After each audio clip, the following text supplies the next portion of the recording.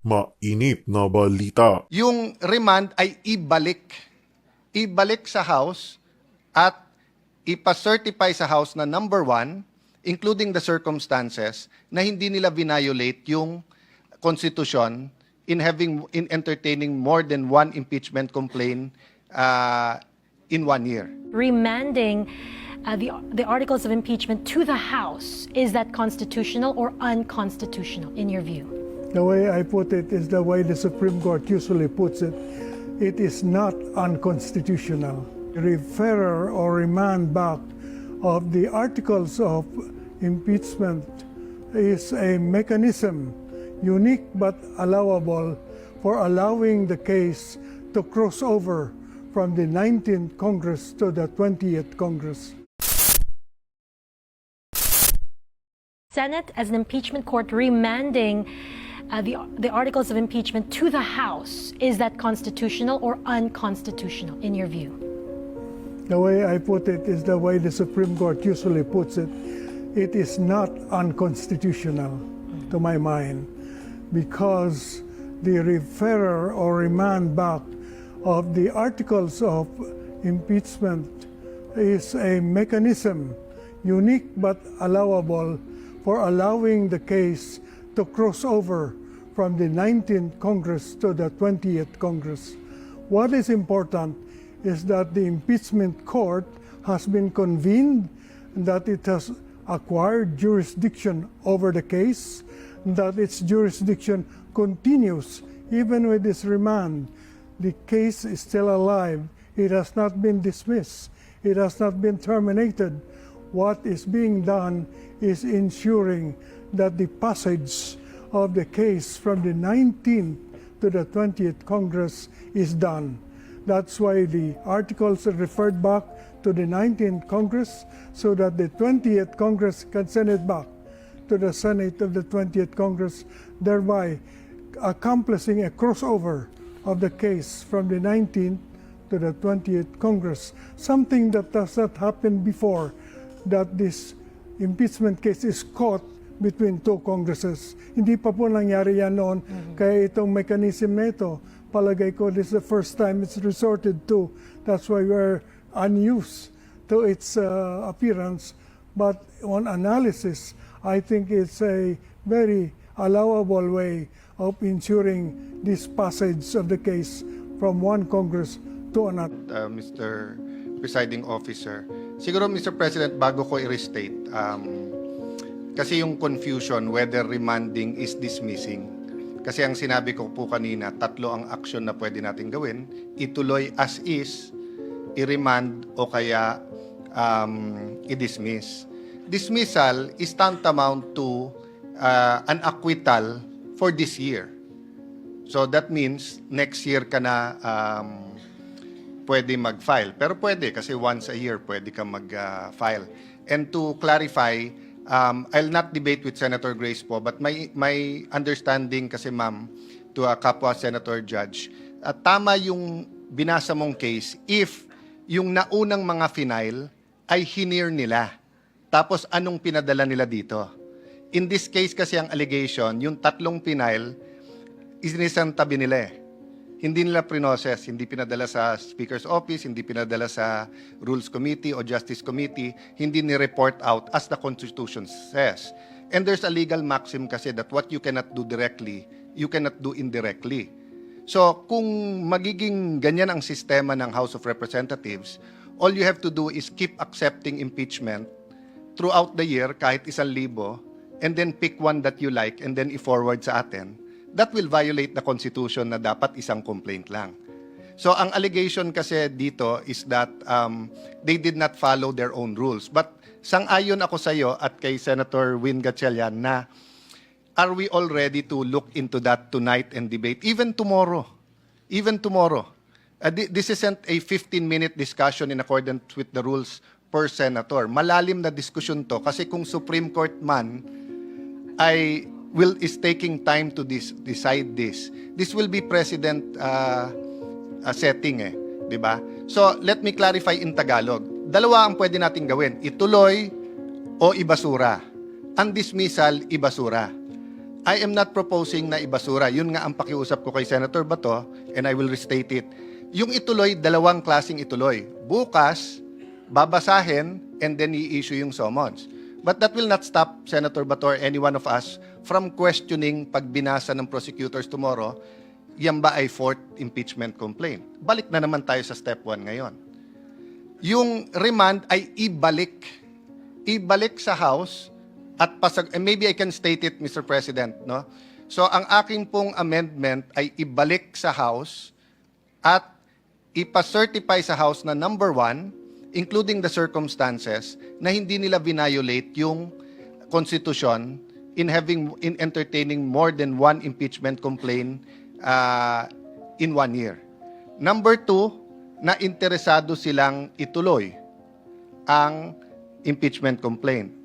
At pangatlo,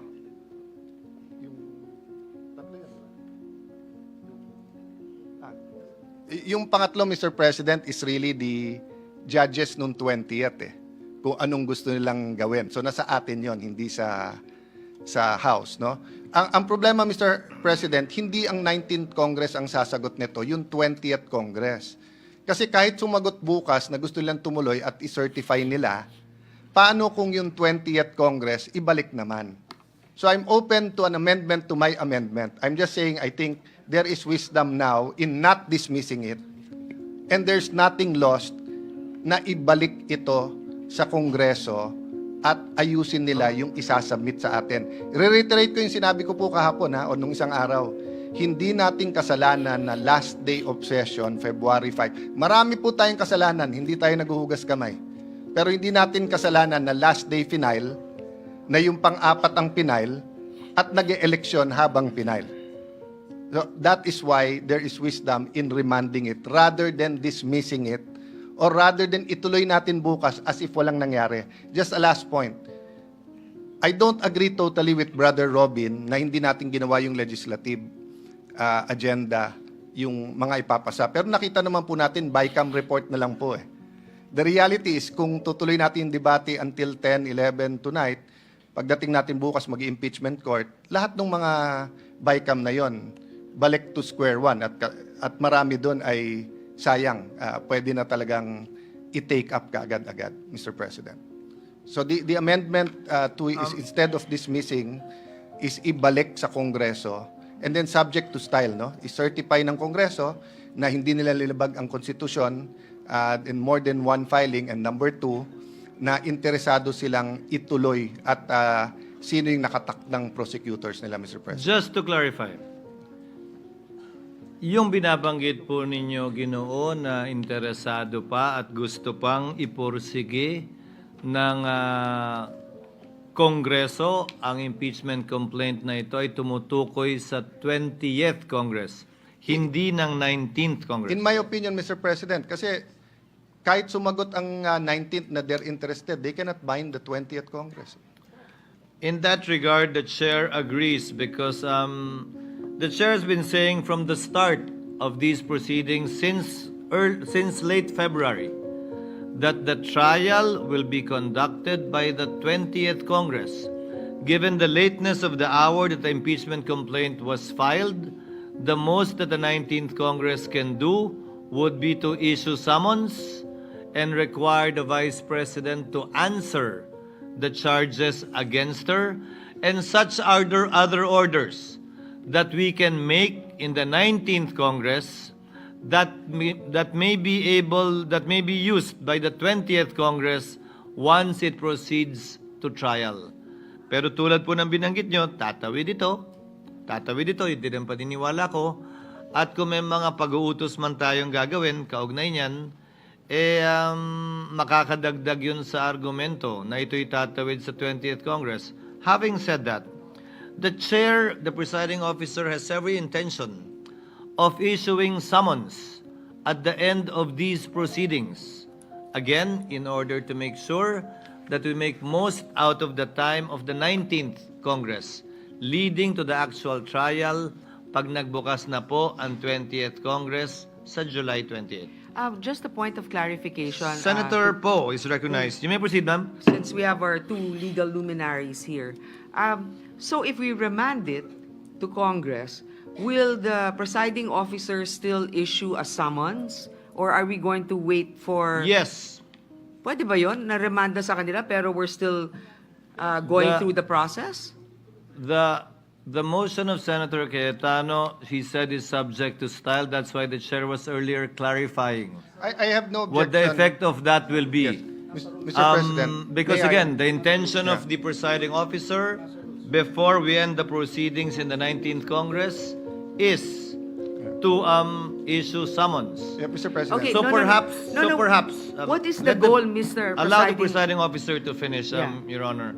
So perhaps we can entertain several orders to be issued by the court in order to address the concerns of Senator Bato and the other senator judges for information so that we can make a judgment once trial resumes in the 20th Congress, while at the same time requiring the Vice President, the respondent, to answer. So what... What is the pleasure of the lady? Yes, just another clarification. Yes, please. Last. When we remand to Congress, what are we expecting them to comply with? Let's say we remand it to them, and then it takes them a day and they return it to us. Do we continue with our I think discussions here? the point of Senator Judge Cayetano was clear earlier. That's why I asked for a clarification. Number one, for them to submit compliance requirements that they did not violate the one-year ban provided for in the Constitution, because as Senator Judges Ontiveros and Gatchalian mentioned earlier, and Senator Judge Pimentel, we cannot take judicial notice of these things. We need information emanating from the House of Representatives. And number two, for the members of the 20th Congress to so indicate that they are still persisting with the case, given that the trial will be held by and under the 20th Congress. This presupposes the earlier statement made by the presiding officer and some members of the court that the 19th and 20th cannot bind. The 19th Congress cannot bind the 20th Congress. The 19th House cannot bind the 20th House. Same is true with the 19th Senate. It cannot bind the 20th Senate. Senator Villanueva. Mr. President, Mr. Presiding Officer, I think maganda po na mapag-usapan ito at nakakataba ng puso that we are moving forward. Ako po hindi isang abogado at alam ko po na ang impeachment proceeding ay sui generis, a class of its own, and I am more than willing to be schooled by our legal luminaries here in this August chamber, Mr. President. Unang tanong ko po sana kanina at sinagot po kaagad ng ating kasamahan, Senator Judge Alan Cayetano, hindi po tantamount to dismissal ang remanding. Ang pangalawang tanong ko po, Ginoong Pangulo, Mr. Presiding Officer, will this anyhow delay the impeachment proceedings na ating ginagalawan ngayon, considering we did not just constitute as an impeachment court, tayo po ngayon ay nag-convene na as an impeachment court. Hindi po ba ito madidelay? At meron po bang, is this time-bound, Mr. President? Ito pong pinag-uusapan natin ngayon. We are asking this since there was an indication by Vice President herself na merong right to speedy disposition of cases. Thank you, Mr. President. Para sagutin ang katanungan ni Senator Judge Villanueva, tulad ng sinabi ng presiding officer kanina, matapos ma-issue ang summons, mabibigyan ng 10 araw mula sa pagkakatanggap noon ang nasasakdal para magbigay ng kanyang kasagutan. Pagkatapos noon, kung ninanais ng prosecution, maaari silang magsumite ng reply. Makalipas ang 5 araw, matapos nilang matanggap yung sagot ng nasasakdal doon sa summons at sa copy ng complaint.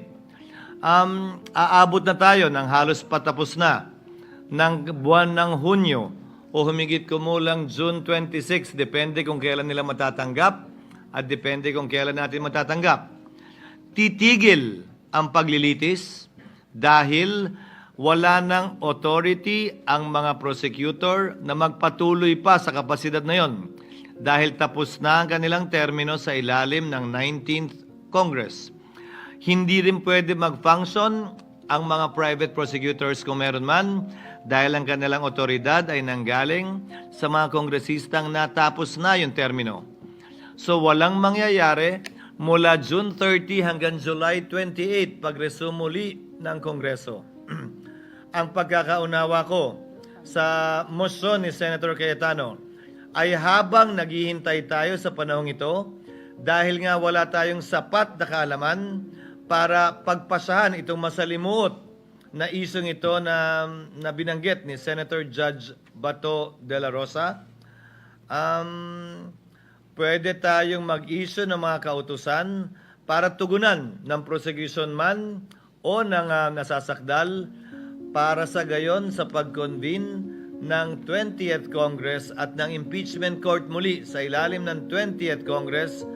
Kompleto at hawak na natin ang mga dokumentong kailangan natin na binabanggit na ilan sa mga senator judges ngayon kaugnay sa issue na binanggit ni Senator Bato o kung may iba pang issue na nais i-bring up ng sinumang senator judge, pwedeng ipaloob sa kautusang yon ng impeachment court na ito sa prosecution man o sa panig man ng nasasakdal.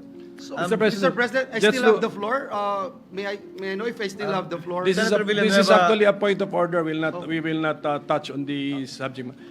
Just to improve our processes or our procedure, Mr. President. Tingnan nyo kayo, nakapagsalita kayo, sa pagkakaunawa ko, ito ang motion ni Senator Cayetano.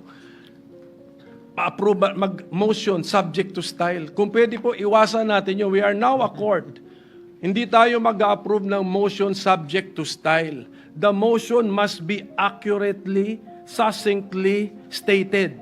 Ano ang gusto ninyong ma-achieve, i-move ninyo, then we will decide. No motion subject to style, delikado yun. Tapos delikado, kaya tingnan mo, kanya-kanyang pag-unawa tayo kasi actually, Mr. President, kahit abogado ako, hindi ko na nasundan yung kahaba-habang manifestation ninyo eh. Hindi ko na po nasundan yun. So, let us now state the motion as amended properly, clearly, and correctly. Then let's process it in accordance with parliamentary rules of procedure. That's my suggestion, Mr. Your Honor, we have not yet and we are not yet acting on the motion. This is part of the discussions, given that everything is being made of record and not being discussed in the back rooms. And I think this will, if at all, enrich the records so that the people and if at all in the future, they can look back to these debates and see how things have developed as it was originally proposed. Senator Villanueva, you may proceed. Thank you very much, Mr. President. And that's